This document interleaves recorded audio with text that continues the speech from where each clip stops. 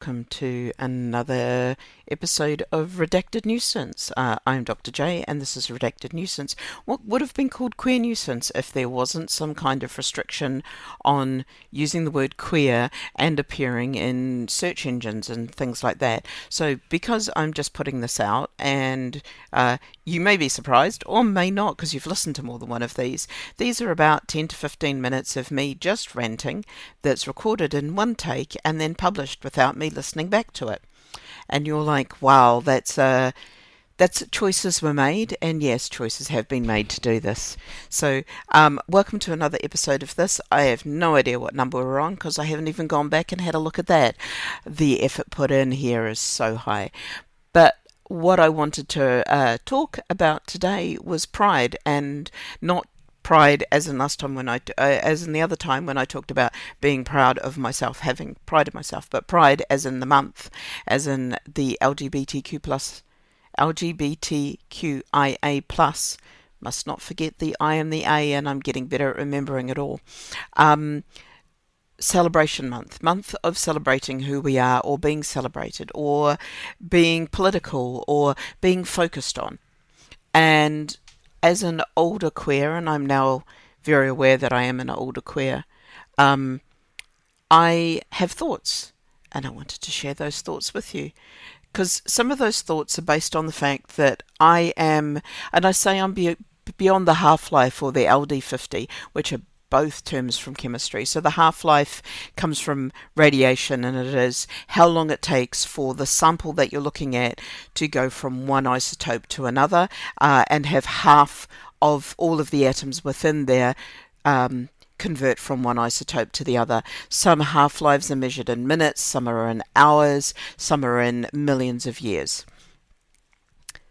Or thousands of years, tens of thousands of years for some, probably millions of years for others. I should have. I did study radioactivity. I am in fact qualified to work and with radiation in a laboratory, as frightening as that is. The other one, LD50, is the lethal dose 50. So the amount that is required to kill 50% of the subjects, I'll just use the word subjects, who undertake this. So for some things, this is quite high. For some things, this is very low. I have a notion that the queers, the non-binary queers who were born when I was born, there's well less than half of us left. In fact, when I say I'm past the half-life, there are I realised in a conversation with a work colleague several years ago that me and my community experienced death much more than other people of similar ages. So, and this is comparable to the AIDS crisis in that there is a lot of people. It is not comparable to the AIDS crisis in that happened in a very small period of time. It was concentrated in I think about 5 to 10 years. There was a lot of death, a lot of people dying in a short period of time. I know several people who've died from AIDS complications, but the death that's experienced by my community and by people like me is been very much longer term. We have killed ourselves as preteens, as teenagers, as late adolescents, coming into your early 20s and your early 30s.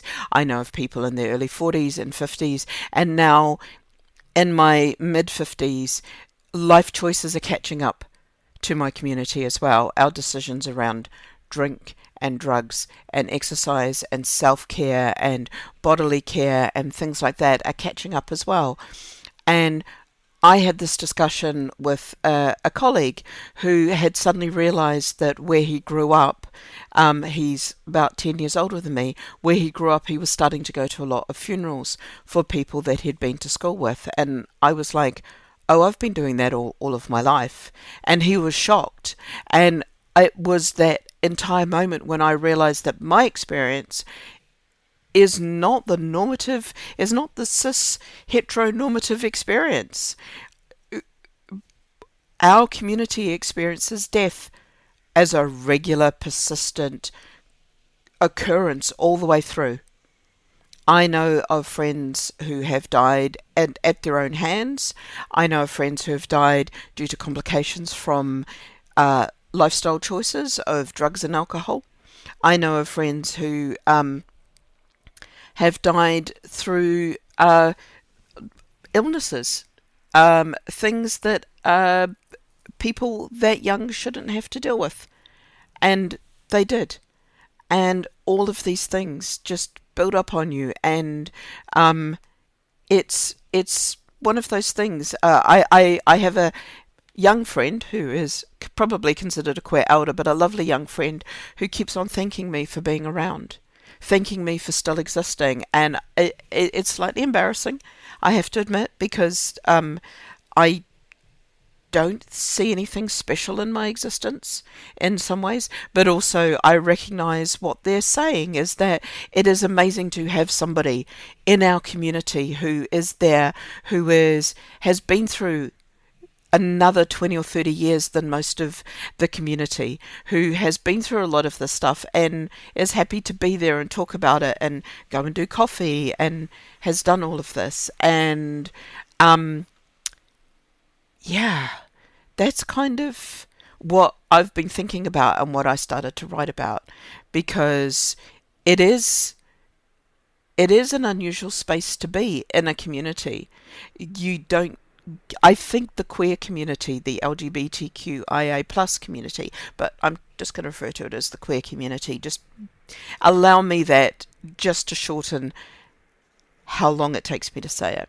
The queer community, especially the community that is not normative, is one of those communities. And when I say not normative, we are often rejecting the heteronormative, cis-normative society. We are the activists, we are the people who are out there protesting, who are fighting against these things, who are activists, who are performance activists, or do activism in whichever ways we do it.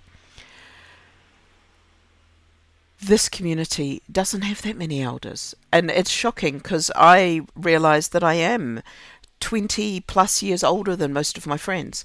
I'm 15 years older than some of my good friends. And those age differences usually don't matter until they do, until there are those moments.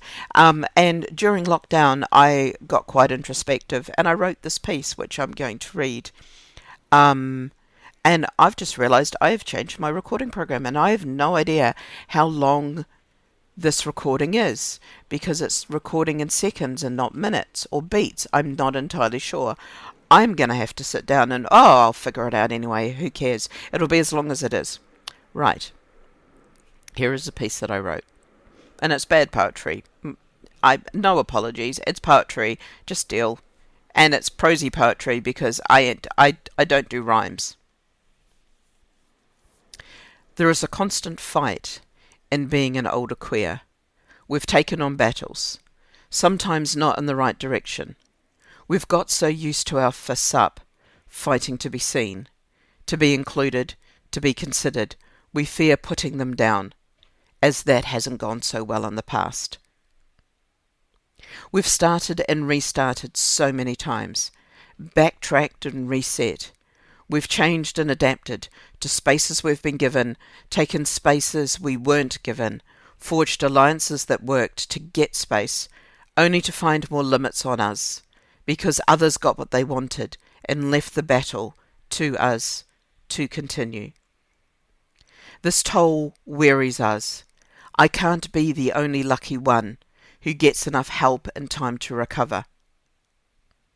I want to grow old surrounded by my queer peers, and celebration as the glittery cockroaches we are, celebrated and cheering on the youth coming through, not grow old remembering them. So that's the kind of writing that I do when I'm feeling all kind of arty. and poet-like. And I'm not a poet, and my apologies to anyone who does actually work with words. I'm sure with a bit more work that would be vaguely decent.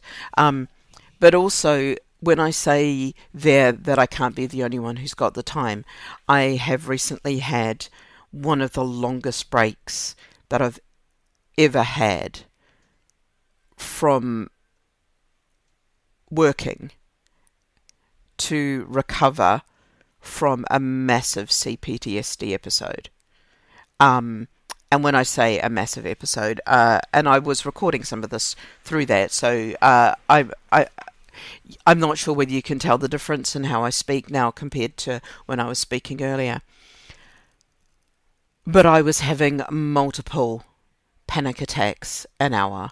I was at that stage where 95% of my energy was spent either managing a panic attack or recovering from a panic attack.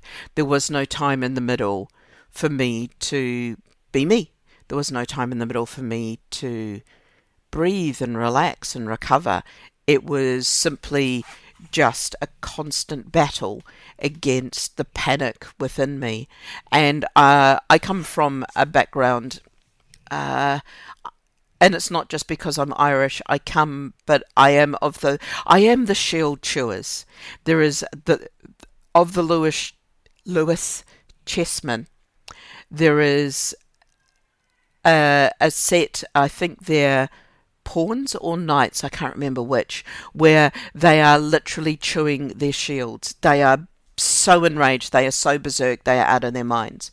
And that's the background that I have. I'm one of those people. I don't know how I got through my childhood and my teenage years without without hurting somebody enough that I ended up having to talk to the pose, without going so berserk at some point in time. I managed to find ways to burn off that energy somehow. The 3 hour walks around the back of Papakura probably helped a lot, or Papakura.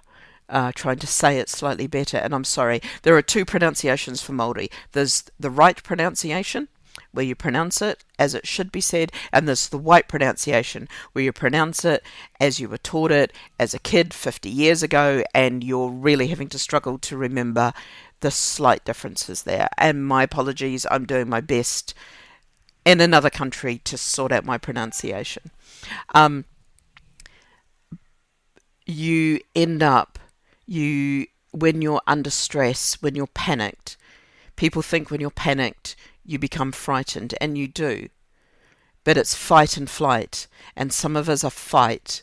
And so some of us go on the attack. We are the berserkers. We are the people who can rip a door off its hinges because we are that enraged. We are by something that has just happened, and we do not see anything else. We will, when we feel under attack, when we feel threatened, we will attack, because that was the way that our brains and our bodies learnt to survive. Because that's how you survive this long in a body and a brain like mine with this panic. You attack. And I know that my father had this. I can see my behaviours and his behaviours mirroring in those various spaces, and I can look back on how he reacted to various things, and I can look back and go, oh my God, that poor man was just in complete and utter panic. And that must have been, how do you manage to get that down? And he had his ways, I have mine, my brother has his. We are very similar in some ways, I believe, me and my little bro. And I hope he doesn't mind me saying this. But when you get chill and when you relax, you can see how that annoyance with the world, that those moments of just being overwhelmed by the world, manifest themselves. and being overwhelmed by the world and overwhelmed by panic is a horrible state to be in. And I was in that state, rising, frog and water rising, but rising for well over a year, probably almost 18 months, maybe even 2 years, more like 18 months. And I can recognize now all the signs of it. I can see now when I need to chill. That doesn't help though when you're spending all of your energy on trying to chill and get yourself out of the panic, and the situation continues. So I had to take a time out, and I have, and I'm now working on how to get myself back to work, which is, I mean, the fact that I've been supported through this, the fact that the place where I work, ThoughtWorks, has been supportive through this and has understood the context of what has happened and gone. Various people went, you need a timeout. You need time to heal and to recover. And now I'm starting to come back, and that's some of what I'm starting to do. It is also, this introspective moment is also brought to you by the fact that somebody who I knew 20 years ago, or over 20 years ago when I first came out, and they were an older queer, only older by a couple of years than me, but an older queer who took this shy, nervous, strange, geeky person under their wing and took them and had coffee with them and had them round for tea, cups of tea, and took them to clubs and dealt with them being confused by the world and answered dumb questions and just gave them kindness when they needed kindness, gave them a handhold when they needed a handhold. And this lovely person I found out via a mutual friend that I didn't even know we were mutual friends of, that they had died, and their funerals in a couple of days. And I hadn't spoken to them for over 25 years. For various reasons, we had moved on in different places, but I totally have to remember, and I wish to remember, their kindness and their generosity at a time in my life when I totally needed it. And hopefully I can do that for others. Show people that same kindness and generosity when people are first coming out. So that's the end of this little bit of redacted nuisance, queer nuisance. I hope you've enjoyed it. I would say like, subscribe, hit the button, all of those things. Leave us a review. I don't care. I'm just going to do this. Like it, don't like it, do what you want. I love you for listening to it, though. If you've gotten this far, no, I really love and appreciate you. And thank you for listening. And next time.